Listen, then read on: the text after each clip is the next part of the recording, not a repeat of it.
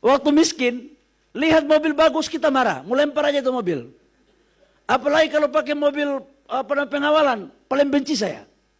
Paling benci saya. Begitu punya duit, bisa beli mobil bagus, enak juga barang ini.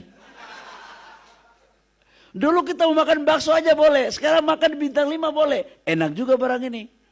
Dulu kita benci pakai pengawal, begitu jadi menteri ada pengawal, patir juga barang ini ya kira-kira. Jadi saya mau sampaikan untuk kalian, jangan coba-coba bilang bahwa kita oligarki atau yang oligarki itu gak bagus. Tunggu kalian, saya mau tunggu. Begitu suatu saat kalian jadi pejabat, jadi orang kaya, mungkin kelakuan kalian akan lebih jahat daripada saya. Saya mau sampaikan aja. Memang barang-barang enak ini membuat cemburu semua orang. Saya mau sampaikan. Makanya orang punya jabatan juga, kalau ada partai yang masih pingin berkuasa, tiba-tiba nggak mau berkuasa, ada fitnahnya macam-macam, ya wajar saja itu terjadi. Gitu loh. Sudah sampai di mana ini? Saya sebetulnya agak kaget gitu ya, kenapa seseorang yang naik secara sosial begitu rupa tuh bukannya menundukkan kepala dengan rasa syukur, tapi sepertinya kok menjustifikasi tindakan-tindakan yang menjadi concern banyak orang tadi misalnya. Misalnya ada kata-kata waktu aktivis kita lihat mobil mewah melintas marah.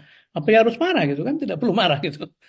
Kemudian ketika mendapatkan mobil itu merasa oh enak juga. Jadi sisi luarnya saja yang dikemukakan, tapi sisi dalam bahwa aktivis itu adalah perjuangan, aktivis adalah idealisme, aktivis adalah ingin mencapai sesuatu dengan cara-cara yang baik.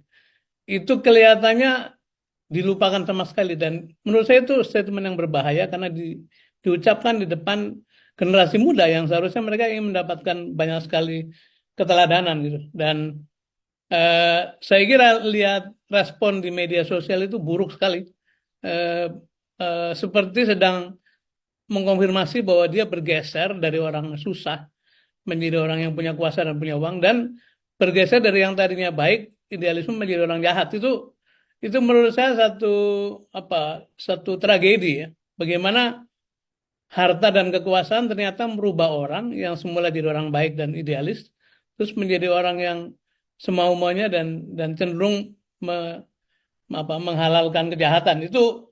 Itu saya kira kita perlu serius menyikapi hal ini, Mas Yusuf. Saya harus memberi warning lah kepada orang-orang seperti Bahlil ini. Kan kekuasaan itu ada batasnya gitu. Katakanlah kalian mau menang lagi 10 tahun lagi, ya nanti kan 10 tahun lagi berhenti juga. Kalau 10 tahunmu digunakan untuk merusak keadaan, merusak moral anak-anak muda, betapa dosamu gitu, betapa dosa kalian, karena bukannya diberikan kewenangan, diberikan rezeki oleh Allah Subhanahu wa taala, dientaskan derajatnya, bukannya mendorong perbaikan, malah menyebarluaskan jalan pikiran yang rusak seperti itu. Ya. Dan mudah-mudahan Bahlil bertobat. Bahlil minta maaf pada publik, pada anak muda, supaya sisa kekuasaannya maupun sisa hidupnya itu lebih diberkahi.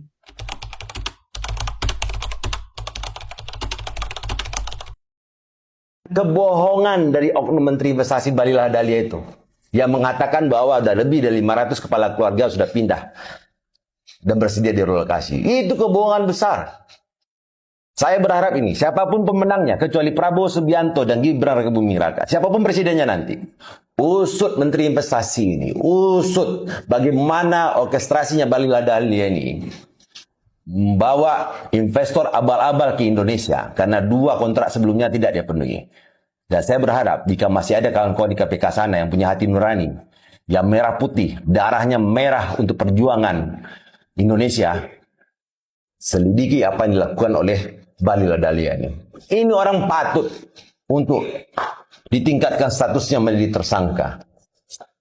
Banyak sekali hal-hal yang tidak pantas dia lakukan sebagai mantan aktivis. Saat ini dia cederai semuanya. Apa yang paling mencederai bagi kami sebagai aktivis? Orang yang bergerak memperjuangkan haknya ditangkap. Apa dibilang sama Bahlil? Jika seandainya itu dibebaskan, negara ini akan menjadi negara preman. Dia lupa. Dia berteriak-teriak di depan kantor gubernur.